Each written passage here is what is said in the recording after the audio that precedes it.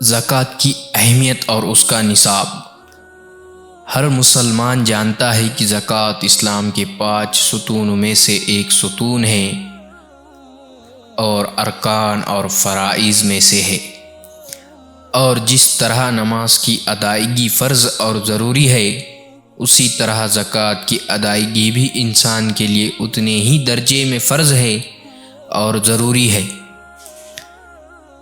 نماز اگر بدنی عبادت ہے تو زکوٰۃ ایک مالی عبادت ہے، جس کو انسان اپنے مال سے ادا کرتا ہے۔ قرآن کریم نے بے شمار مواقع پر زکوٰۃ کو نماز کے ساتھ ملا کر بیان فرمایا ہے۔ وَأَقِیمُوا الصَّلَاةَ وَآتُوا الزَّکَاةَ، نماز قائم کرو اور زکوٰۃ ادا کرو۔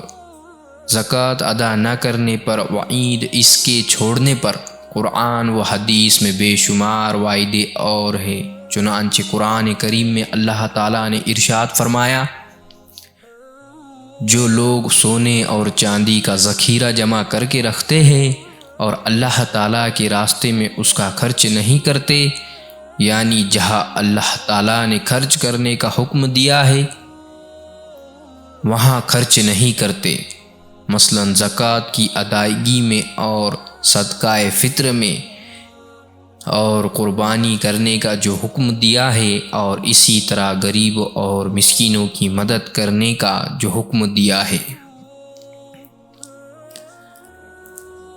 ان احکام پر عمل نہیں کرتے تو ایسے لوگوں کو دردناک عذاب کی خوش خبری سنا دیجیے کہ ان کو دردناک عذاب ہونے والا ہے۔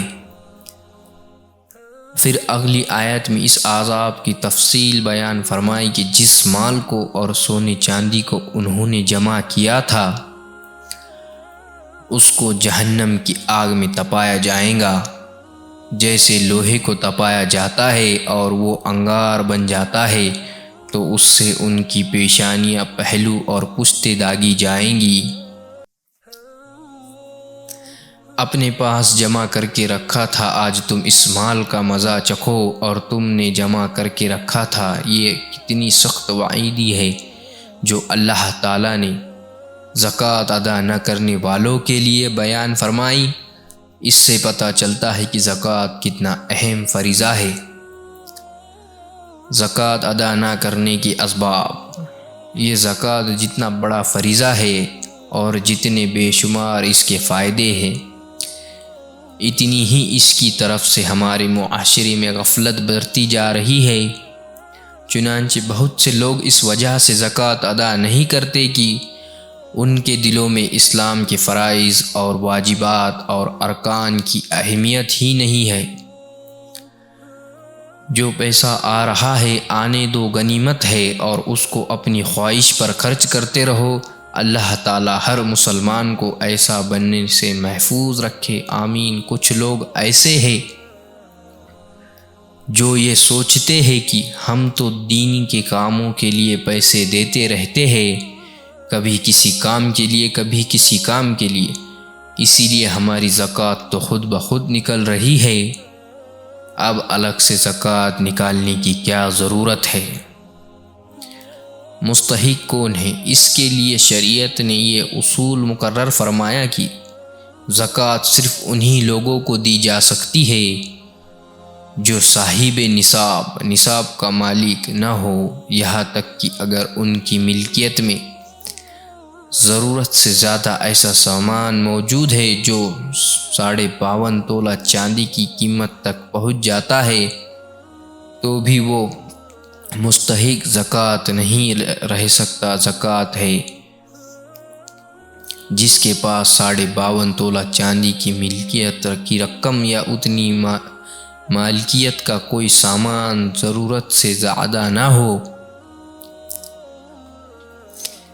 بیوہ اور یتیموں کو زکوٰۃ دینے کا حکم۔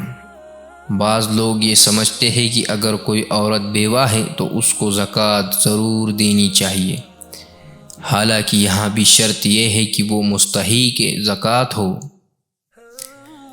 صاحب نصاب نہ ہو۔ اگر بیوہ مستحق زکوٰۃ ہے تو اس کی مدد کرنا بڑی اچھی بات ہے، لیکن اگر ایک عورت بیوہ ہے اور مستحق زکوٰۃ نہیں ہے تو محض بیوہ ہونے کی وجہ سے وہ مصرف زکوٰۃ نہیں بن سکتی۔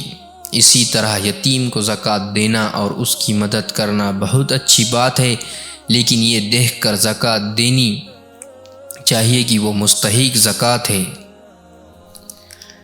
لیکن اگر کوئی یتیم ہے مگر وہ مستحق زکوٰۃ نہیں ہے بلکہ صاحب نصاب ہے تو یتیم ہونے کے باوجود اسے زکوٰۃ نہیں دی جا سکتی۔ ان احکام کو مد نظر رکھتے ہوئے زکوٰۃ نکالنی چاہیے۔ نوٹ: ایک اہم بات کہ زکوٰۃ دیتے وقت زکوٰۃ کی نیت کرنا لازمی ہے۔ اگر نیت نہیں کی تو زکوٰۃ ادا نہیں ہوگی۔ ہاں، جسے زکوٰۃ دی جا رہی ہے اسے بتانا ضروری ہے کہ یہ زکوٰۃ ہے۔ انہیں ہدیہ بول کر بھی دی جا سکتی ہے، مگر دل میں زکوٰۃ کی نیت ہونی چاہیے۔